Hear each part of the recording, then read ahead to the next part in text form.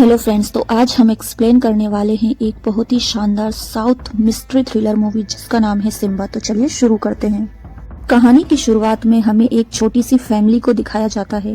उस फैमिली में एक कपल और उनकी एक छोटी सी 6 साल की बच्ची होती है।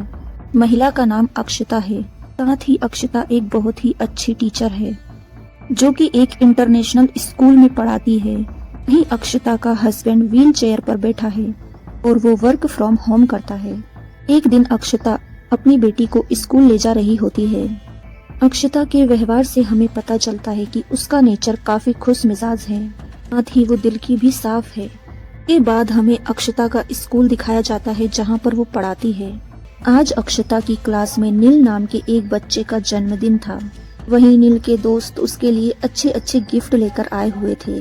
वहीं उसका एक दोस्त विपुल उसे एक पेड़ का पौधा गिफ्ट करता है। वहीं अर्जुन विपुल से गिफ्ट लेते हुए कहता है कि अरे यार, ये तुम क्या लेकर आए हो, पेड़ पौधे कौन गिफ्ट देता है। ऐसा कहकर अर्जुन उस पौधे को नीचे फेंक देता है। तभी वहाँ उनकी क्लास टीचर अक्षता आ जाती है। क्लास टीचर कहती है क्या चल रहा है। बच्चे यहाँ पर जो कुछ भी हुआ वो सब टीचर को बता देते हैं। इस पर अक्षता उन्हें समझाते हुए कहती है, देखो नील के दोस्त जो भी गिफ्ट लेकर आए हैं वो 1-2 साल में टूट जाएंगे, या फिर वो खराब भी हो सकते हैं, या वो कुछ काम के ना रहें। लेकिन अगर तुम इस पौधे को लगाकर इसका अच्छे से ख्याल रखोगे तो यह पौधा आने वाले कई सालों तक तुम्हारे साथ रहेगा। इस पौधे से तुम्हें अच्छी खुशबू, ऑक्सीजन और फल मिलेंगे। अब ये सारी बातें अर्जुन को समझ आ जाती है और वो विपुल से सॉरी कहता है। इसके बाद अक्षता बच्चों को पढ़ाने लगती है। अब हमें समझ आता है अक्षता नेचर से तो अच्छी है ही, साथ ही वो एक बहुत ही शानदार टीचर भी है। अब शाम को छुट्टी हो जाती है। तभी अक्षता देखती है कि राधा नाम की एक छोटी सी बच्ची को उसके पेरेंट्स अभी तक लेने नहीं आए थे। अक्षता उस बच्ची के साथ स्कूल में ही रुकती है। तभी वहाँ पर इशिता नाम की एक लड़की राधा को लेने आती है। इशिता अक्षता को बताती है कि मुझे आज लड़के देखने वाले आ रहे हैं, इसलिए थोड़ा पार्लर में लेट हो गया। अक्षता इशिता से पूछती है, तुम्हें लड़का पसंद तो है ना। इस पर इशिता कहती है कि हाँ, वो आईटी में जॉब करते हैं। अक्षता इशिता को कांग्रेचुलेशन कहती है और इसके बाद वो बच्ची को लेकर वहाँ से चली जाती है। इसके बाद हमें कहानी का रात का सीन दिखाया जाता है जहाँ अक्षता रात में नींद से अचानक से जाग जाती है। तब हमें बताया जाता है कि कुछ साल पहले अक्षता और उसके हस्बैंड का एक्सीडेंट हुआ था। यही सपना उसे बार बार आते रहता था। उस सपने की वजह से अक्षता काफी परेशान हो जाती है। अक्षता का हस्बैंड माही उसे शांति से सोने के लिए कहता है। दिन में हम अक्षता को स्कूटी से कहीं जाते हुए देखते हैं। अक्षता एक ट्रैफिक सिग्नल पर रुकती है। अभी पीछे से एक गाड़ी आती है और वो अक्षता की स्कूटी को हल्का सा हिट कर देती है। अक्षता उस बात को इग्नोर करती है, लेकिन तभी उसकी नजर अपनी स्कूटी के शीशे में उस आदमी पर पड़ती है। वैसे ही अक्षता के एक्सप्रेशन अचानक से चेंज हो जाते हैं। पता नहीं अक्षता को क्या होता है, वो तो अपना होश ही खो बैठती है। तो वो उस आदमी को घूरने लगती है। सिग्नल हटते ही वो कार वाला आदमी आगे निकल जाता है। वही अक्षता उस कार वाले आदमी का पीछा करने लगती है। इस आदमी का नाम आलोक होता है। आलोक अपने दोस्त से कॉल करके कहता है, अभी एक नई मॉडल आई है, उसे मेरे पास भेज दो। बातें करते हुए आलोक एक अंडर कंस्ट्रक्शन बिल्डिंग के पास पहुंच जाता है। उसका पीछा करते हुए अक्षता भी वहां पहुंच जाती है।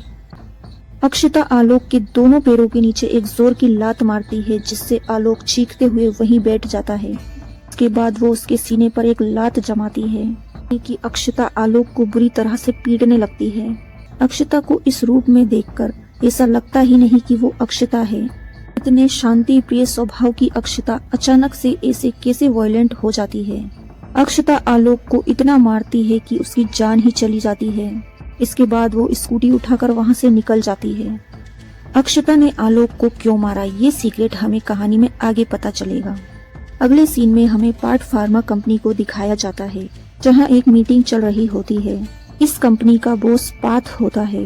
पास के पास एक आदमी आता है। वो आदमी पाथ से कहता है कि आलोक सर की मौत हो गई है।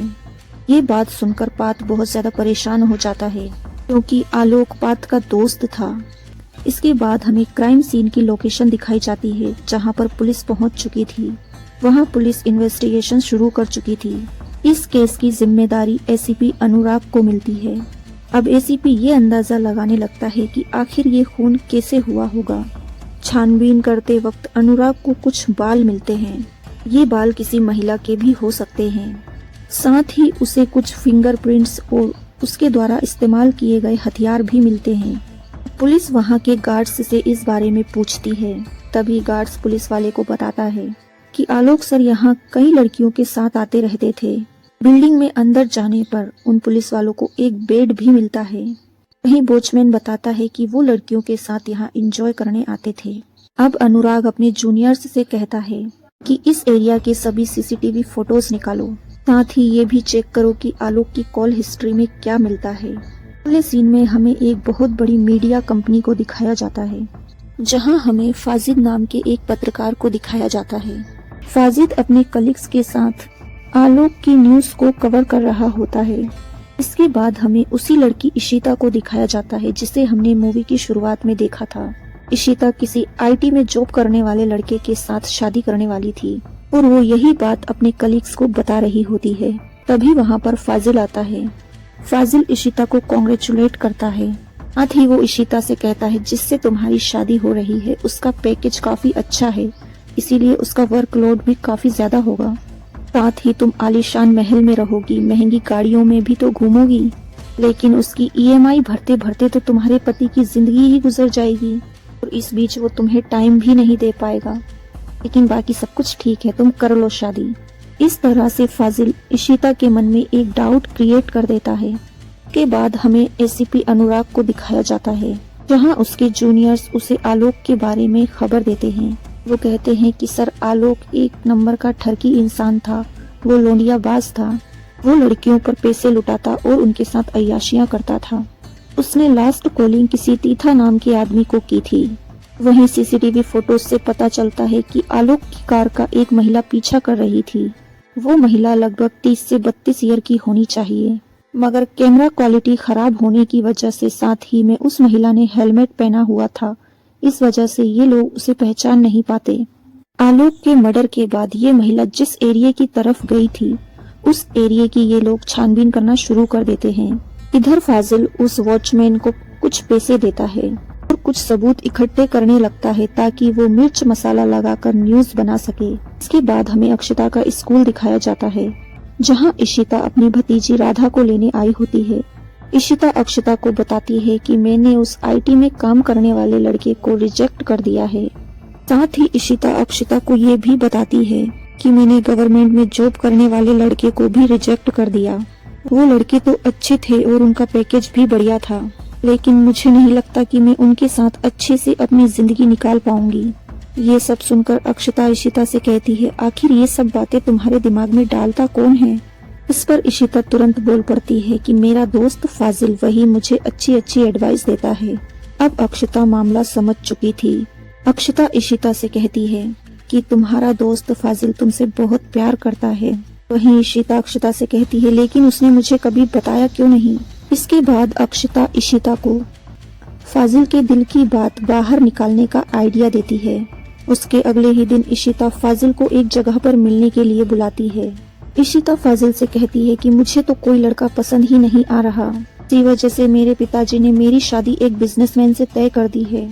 इस पर फाजिल कहता है, अरे ये तो बहुत अच्छी बात है, चलो हम दोनों इसे सेलिब्रेट करते हैं। इतने में फाजिल इशिता से कहता है, ये बिजनेसमैन तो इन सबसे ज्यादा बिजी रहने वाला है, क्योंकि उनकी कंपनियों के ब्रांचेस अलग अलग शहरों में जो रहते हैं, ज्यादातर बिजनेसमैनों का तो अफेयर ही चलता रहता है। ये बात सुनते ही इशिता फाजिल को एक जोर का थप्पड़ लगाती है। अब इशिता फाजिल से कहती है कि अगर तुम्हारे अंदर मुझे प्रपोज करने की हिम्मत नहीं है तो फालतू बकवास मत किया करो। अगर तुम्हें मुझसे प्यार है तो तुम मुझे बताते क्यों नहीं हो? वही फाजिल इशिता से कहता है कि मैं तुम्हें बताना चाहता था, लेकिन मेरा धर्म अलग है, इसी वजह से मैं चुप रहा। इतना सुनते ही इशिता फाजिल के गले लग जाती है। इसके बाद सीन चेंज होता है, जहां हमें एक एडवेंचर गेम्स खेलने वाले क्लब को दिखाया जाता है। इस क्लब में इशिता और फाजिल भी आए हुए थे। इसी क्लब में हम अक्षता, उसके हस्बैंड और उसकी बेटी को भी देखते हैं। इसी के साथ एसीपी अनुराग भी अपनी टीम के साथ इस क्लब में पूछताछ के लिए आया हुआ था। अनुराग उस आदमी से मिलने आता है जिसे आलोक ने लास्ट टाइम कॉल किया था और जिसका नाम तीथा होता है। अब अनुराग तीथा से उस कॉल के बारे में पूछताछ करता है। वहीं उन लोगों के पास एक धरणी नाम का आदमी खड़ा हुआ था। वो वॉशरूम के लिए वहां से चला जाता है। तभी अक्षता की नजर धरणी पर पड़ती है और वो फिर से अपना आपा खो देती है। पता नहीं अक्षता को क्या हुआ कि वो धरणी का पीछा करने लगी। इधर फाजिल भी धरणी को देखकर कुछ अजीब सा बिहेव करने लगता है। अब फाजिल और अक्षता दोनों ही धरणी का पीछा करते हुए वॉशरूम तक पहुंच जाते हैं। धरणी फाजिल और अक्षता को वहां देखकर हैरान रह जाता है। धरणी अक्षता से कहता है कि मैडम ये जेंट्स बाथरूम है, आप यहाँ क्यों आ रही हो? लेकिन अक्षता और फाजिल तो अपनी ही धुन में चले आ रहे थे और ये दोनों साथ मिलकर धरणी पर हमला कर देते हैं। अब इनके बीच फाइटिंग शुरू हो जाती है। देखते ही देखते अक्षता और फाजिल ने धरणी को मार दिया था। थोड़ी ही देर बाद धरणी के आदमियों को पता चलता है कि वॉशरूम के अंदर धरणी को किसी ने मार दिया है। तभी अनुराग और उसकी टीम तुरंत ही वॉशरूम में जाते हैं और इस केस को इन्वेस्टिगेट करने लगते हैं। तीथा अपने आदमी के मर्डर के बारे में तुरंत ही पाथ को बताता है। ये बात सुनकर पाथ बहुत ज्यादा परेशान हो जाता है क्योंकि उसके 2 लोग मारे जा चुके हैं। पाथ अब तुरंत एसीपी को कॉल कर देता है। वो अनुराग से कहता है कि मेरे 2 साथी मारे जा चुके हैं, तुम क्या कर रहे हो? तुम जल्दी से जल्दी उस मर्डरर को ढूंढो, वरना मैं क्या करूँगा ये तुम सोच भी नहीं सकते। अब अनुराग अपने जूनियर से कहता है कि इस जगह के फोटोज लो और उसे कंट्रोल रूम में लेकर मेरे पास आना। अगले दिन अनुराग को एक हेलमेट के बारे में पता चलता है और इस तरह के हेलमेट को एक कैंप द्वारा बहुत सारे लोगों को बांटा गया था। अब अनुराग की टीम उस ऑफिस पहुंच जाती है जिन्होंने कैंपेन के जरिए ये हेलमेट बांटे थे और वो उन सभी लोगों की लिस्ट निकलवाते हैं जिन्होंने ये हेलमेट लिया था। इसी के साथ ये लोग उस रोड की भी सीसीटीवी कैमरास फोटो निकालते हैं जहां से आलोक की गाड़ी का पीछा करते हुए एक महिला जा रही थी और उसने भी यही हेलमेट लगाया हुआ था। सस्पेक्ट के तौर पर इन्हें 6 लोगों पर डाउट होता है। इन्हीं फोटोज में से उन्हें एक महिला दिखाई देती है। उस महिला ने भी सेम इसी तरह का हेलमेट पहना होता है। वहीं अनुराग को वही सेम महिला एडवेंचर क्लब के सीसीटीवी फोटोज में भी दिखाई देती है। अनुराग और उसकी टीम अक्षता और फाजिल को वॉशरूम की तरफ जाते हुए कैमरे में देख लेते हैं। अब पुलिस वाले समझ जाते हैं कि इन दोनों ने ही धरणी का मर्डर किया है। पुलिस वाले उन्हें अरेस्ट करने के लिए निकल पड़ते हैं। इधर अक्षता के स्कूल में एक फंक्शन चल रहा होता है जहां अक्षता को बेस्ट टीचर का अवार्ड दिया जाता है और उसे सम्मानित किया जा रहा होता है। इस फंक्शन में इशिता और फाजिल भी आए हुए थे क्योंकि उनके घर वाले इन दोनों की शादी के लिए मान गए थे। आज अक्षता के लिए बहुत ही खुशी का दिन होता है। वहीं फाजिल के लिए भी खुशी का दिन था क्योंकि आज उसकी सगाई होने वाली थी। तभी फाजिल के घर पर पुलिस पहुंच जाती है और पुलिस फाजिल को अरेस्ट करके वहां से ले जाती है। फाजिल की फैमिली तो ये सब देखकर हैरान रह जाती है। इधर अक्षता को भी अरेस्ट कर लिया जाता है और उसे पुलिस स्टेशन ले आते हैं। यहाँ फाजिल और अक्षता तो समझ ही नहीं पा रहे थे कि पुलिस ने उन्हें अरेस्ट क्यों किया है। अब हैरानी की बात तो ये थी कि उन्होंने जो मर्डर किया था उसके बारे में उन्हें कुछ भी याद नहीं था। ये दोनों चिल्ला चिल्ला कर पुलिस को कह रहे होते हैं कि हमने कुछ नहीं किया, तुम हमें यहाँ अरेस्ट करके क्यों लाए हो, प्लीज हमें छोड़ दो। लेकिन पुलिस वाले उनकी सुनने को तैयार नहीं थे और उन्हें जेल के अंदर डाल दिया जाता है। तभी वहाँ मीडिया वाले भी पहुँच जाते हैं और ये न्यूज़ तुरंत ही वायरल हो जाती है। इधर पाथ को ये बात पता चल जाती है कि उसके दोस्तों को मारने वाले आदमी अरेस्ट हो चुके हैं, तो वो तुरंत ही अनुराग को कॉल करता है ताकि वो उन दोनों को बाहर निकालकर खुद के हाथों से जान से मार सके। लेकिन वही एसीपी अनुराग उसका कॉल कट कर देता है। गुस्से में आकर पाथ अनुराग के सीनियर ऑफिसर को कॉल लगाता है और वो उसे इस केस को खुद इन्वेस्टिगेट करने के लिए कहता है।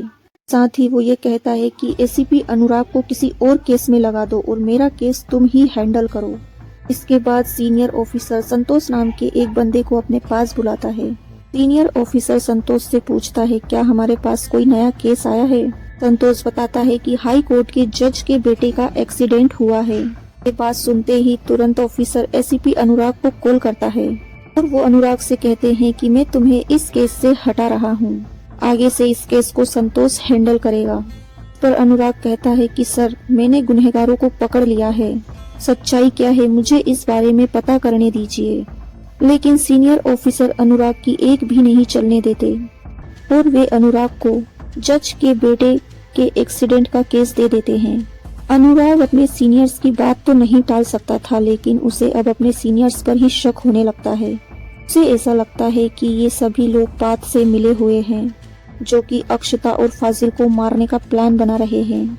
अब अरुण अपने एक साथी से कहता है कि तुम यहाँ पर अपनी कड़ी निगरानी रखना, बाहर मीडिया में जाकर चुपके से ये बात फैला दो कि अरेस्ट हुए बंदों का एनकाउंटर होने वाला है। इससे ये बात पूरे मीडिया में फैल जाएगी। इसके बाद अक्षता और फाजिल का ये लोग कुछ नहीं बिगाड़ पाएंगे। फिर आगे मैं संभाल लूंगा कि इस केस का क्या करना है। इतना कहने के बाद ऑफिसर अनुराग वहां से चला जाता है।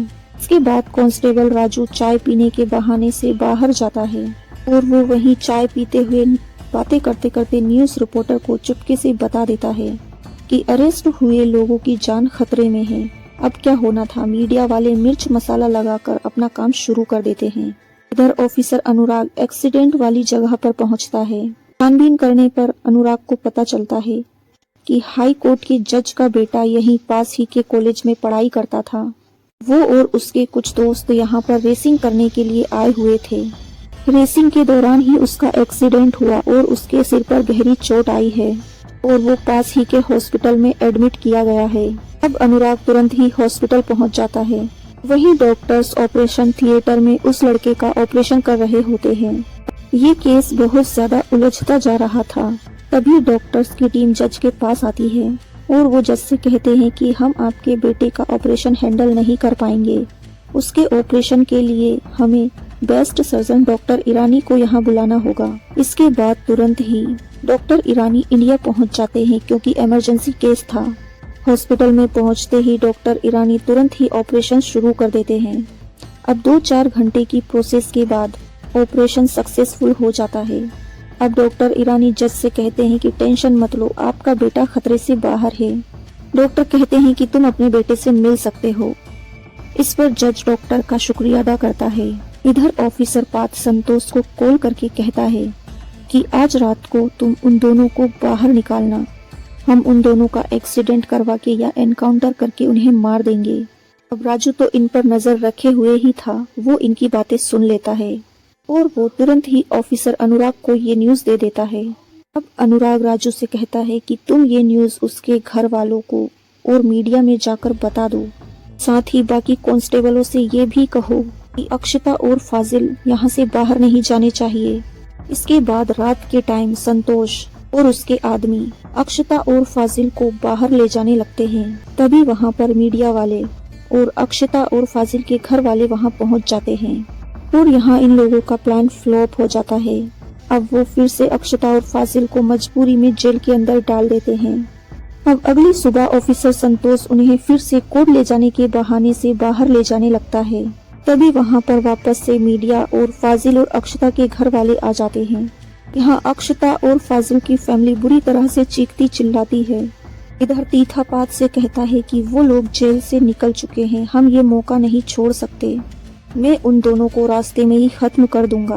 इसके बाद तीथा तुरंत ही पुलिस की गाड़ी रोकने के लिए निकल पड़ता है और वो रास्ते में ही पुलिस की गाड़ी को रोक लेता है। जैसे ही अक्षता और फाजिल तीथा को देखते हैं तो वे फिर से अपना आपा खो बैठते हैं और वे तीथा को बुरी तरह से पीटना शुरू कर देते हैं। पुलिस जब उन्हें रोकने की कोशिश करती है तो वे दोनों मिलकर पुलिस को भी धो डालते हैं। तभी हम देखते हैं कि उसी रास्ते से डॉक्टर ईरानी भी जा रहे होते हैं। जैसे ही वो तीथा को देखते हैं तो उन्हें भी गुस्सा आ जाता है और वे भी तीथा को बुरी तरह से मारने लगते हैं।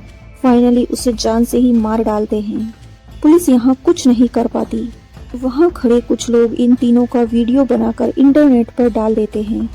मीडिया के जरिए ये न्यूज़ पूरे शहर में फैल जाती है। इधर अक्षता, फाजिल और ईरानी के घर वालों को जब ये न्यूज़ पता चलती है तो वे सोचने लगते हैं कि आखिर ये सब कुछ कैसे हो सकता है। इसके बाद इन तीनों को फिर से पुलिस स्टेशन लाया जाता है और इन्हें बुरी तरह से मारा और पीटा जाता है। पुलिस उनसे पूछ रही थी कि तुम लोगों ने ऐसा क्यों किया। मगर हैरानी की बात तो ये होती है कि इन तीनों को ही कुछ पता नहीं है कि इनने ऐसा क्यों किया। शायद उन्हें याद भी नहीं उन्होंने क्या किया। वो बस यही कहते हैं कि हमने कुछ नहीं किया, हम पर भरोसा कीजिए, हमने कुछ नहीं किया। अब ये मामला पूरे हेड ऑफिस तक पहुंच जाता है। अब आईपीएस वेंकटेश उन सारे पुलिस वालों को अपने पास बुलाता है जो इस केस को हैंडल कर रहे होते हैं। अब वेंकटेश संतोष और उसके साथियों को डांटकर इस केस को वापस अनुराग को सौंप देते हैं। इसके बाद अब अनुराग फिर से अपने तरीके से इन्वेस्टिगेशन शुरू कर देता है। साथ ही वो अक्षता ईरानी और फाजिल को वो फोटोज दिखाता है जिसमें उन्होंने मर्डर किया था और वो उनसे बहुत ही अच्छे तरीके से पूछता है कि तुमने ये मर्डर्स क्यों किए। ये तीनों ही कहते हैं कि हम ऐसा कुछ नहीं कर सकते, हमने कोई मर्डर नहीं किया, तो इस बारे में हमें कुछ भी याद नहीं है। अब अनुराग इन तीनों के बारे में पता करता है तो उसे बस यही पता चलता है कि ये तीनों लोग ही बहुत ही अच्छे इंसान हैं। ये लोग कभी भी किसी को नुकसान नहीं पहुंचा सकते। सोचने वाली बात तो ये थी कि इन्होंने ये मर्डर्स कैसे कर दिए। अब अनुराग जज से इन तीनों लोगों के लिए एक साइकेट्रिक डॉक्टर की मांग करता है कि वो डॉक्टर के जरिए कुछ क्लू निकाल पाए। इसके बाद एंट्री होती है डॉक्टर अनुजा की। अब अनुजा पुलिस स्टेशन में इन तीनों से एक एक करके सवाल करती है। वो उनसे कई सारे सवाल करती है, तब वो समझ पाती है कि ये तीनों ही लोग ऐसे हैं कि इनके सामने अगर। इसके बाद डॉक्टर अनुजा और पुलिस की टीम ये सोचने लगते हैं कि कहीं हम कुछ मिस तो नहीं कर रहे, क्योंकि पुलिस वालों को ऐसा लगता है कि वो तीनों कुछ चीज तो छुपा रहे थे। तभी डॉक्टर अनुजा इन तीनों की मेडिकल रिपोर्ट मंगवाने के लिए कहती है। इससे ये जान सकते थे कि इन तीनों का बर्ताव ऐसा क्यों है। अब इनकी तीनों की मेडिकल रिपोर्ट भी आ जाती है जिससे इन्हें पता चलता है कि जब अक्षता का 1 साल पहले एक्सीडेंट हुआ था तब उसकी आंखें चली गई थी, साथ ही उसके हस्बैंड के पैर चले गए थे। उस टाइम पुरुषोत्तम रेड्डी की आंखों का ट्रांसप्लांट अक्षता की आंखों से कर दिया गया था। इसके बाद फाजिल की मेडिकल रिपोर्ट चेक की जाती है। वहीं हमें पता चलता है कि 1 साल पहले फाजिल का हार्ट ट्रांसप्लांट हुआ था। वो हार्ट भी पुरुषोत्तम रेड्डी का ही होता है। वहीं डॉक्टर ईरानी का भी बोन ट्रांसप्लांट का ऑपरेशन हुआ था, वो भी सेम आदमी पुरुषोत्तम रेड्डी का ही होता है। यानी कि इन तीनों के अंदर पुरुषोत्तम रेड्डी के ऑर्गन ही फिट किए गए थे। अब ये रिपोर्ट्स देखने के बाद अनुजा को सब कुछ समझ आ जाता है। वो पुलिस वालों को बताती है कि ये एक साइंस है, यह एक साइंस होती है जिसे सेल मेमोरी साइंस कहते हैं। पुरुषोत्तम रेड्डी के बॉडी अंग इन तीनों के अंदर फिट होने की वजह से उस पार्ट्स के अंदर जो भी सेल्स हैं उनकी मेमोरीज अभी भी जिंदा है, और यही रीजन है कि ये तीनों लोग एक ही तरह का रिएक्ट कर रहे हैं। अब ये पुरुषोत्तम रेड्डी कौन है, हमें इसके बारे में पता लगाना होगा। अब ये डॉक्टर और पुलिस वाले तुरंत ही पुरुषोत्तम रेड्डी का एड्रेस निकालकर वहां पहुंच जाते हैं। इधर पुलिस स्टेशन में एक आदमी मौजूद था, वो ये सारी बातें पाथ को बता देता है। इधर पाथ जब पुरुषोत्तम रेड्डी का नाम सुनता है तो उसके तो होश ही उड़ जाते हैं। इधर अनुराग और उसकी टीम ग्रीन सेंटर पहुंच जाते हैं। वहां जाकर इन्हें पता चलता है कि पुरुषोत्तम रेड्डी तो 1 साल पहले ही मर चुके हैं, क्योंकि ये जगह उन्हीं की है और हम अपना सेंटर यहाँ चला रहे हैं। यहाँ पर हम बहुत सारे कई प्रकार के पौधे लगाते हैं और साथ ही लोगों को भी पौधे लगाने के लिए प्रोत्साहित करते हैं। यहाँ पर पुरुषोत्तम रेड्डी जी का एक नौकर है, वो आपको उनके बारे में सब कुछ बता देगा। अब ये तुरंत ही रेड्डी के नौकर गोपाल के पास पहुँचते हैं। अब गोपाल पुरुषोत्तम रेड्डी के बारे में इन्हें बताना शुरू करता है। गोपाल बताता है कि पुरुषोत्तम रेड्डी जी एक फॉरेस्ट ऑफिसर हुआ करते थे और जहाँ भी पेड़ कटाई की बात वो सुनते थे वो तुरंत वहाँ जाकर सीधा उन लोगों को मार डालते थे। पेड़ों को लेकर जैसे उन्हें मोहब्बत थी, कोई पेड़ों को काटे उन्हें बर्दाश्त नहीं होता था। पेड़ पौधों के साथ वो इतने खुश रहते थे कि उन्हें लगाना, उनकी सेवा करना यही उनका लक्ष्य था। एक टाइम उनकी वाइफ प्रेग्नेंट होती है, तब वो अपने हस्बैंड से कहती है कि तुम ये मार काट का धंधा छोड़ दोगे, साथ ही वो पेड़ लगाएंगे और लोगों को प्रोत्साहित भी करेंगे। पुरुषोत्तम अपने होने वाले बच्चे की वजह से अपनी वाइफ की बात मान लेता है। ऐसे ही एक दिन हाईवे पर कोहरा होने की वजह से एक बहुत बड़ा एक्सीडेंट हो जाता है। उस एक्सीडेंट में लगभग 30 से 40 लोग मारे जा चुके थे और ये न्यूज़ पूरे शहर में फैल जाती है। इसी बारे में बात करने के लिए मीडिया वाले ऑफिसर पुरुषोत्तम के पास पहुंचते हैं। सर पुरुषोत्तम रेड्डी मीडिया वालों से कहते हैं कि ये एक्सीडेंट किसी कोहरे की वजह से नहीं हुआ है, क्योंकि कोहरा तो ठंड में आता है और अभी तो फिलहाल सितंबर चल रहा है। वही रेड्डी मीडिया वालों को बताते हैं कि हाईवे के पास बने उस पार्ट फार्मा इंडस्ट्री से ये धुआं निकलता है। उस वजह से शहर में रहने वाले लोगों को सांस लेने में दिक्कत आती है और ऐसी एक्सीडेंट वाली घटनाएं दिन ब दिन बढ़ती जा रही है। और इन जहरीली गैसों की वजह से पेड़ पौधों पर भी बुरा असर हो रहा है।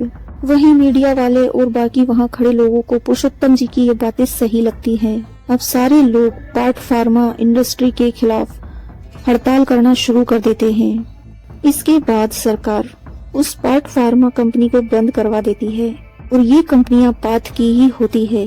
वहीं गोपाल अनुराग को आगे बताता है कि पेड़ों की रक्षा करने वाले हमारे पुरुषोत्तम रेड्डी सर और उनकी वाइफ की एक एक्सीडेंट में मौत हो गई, लेकिन ऑफिसर अनुराग को अब भी यहाँ पर कुछ चीजें मिसिंग लगती हैं। अब वो इसके बाद फार्मा कंपनी के पाथ से मिलने जाता है।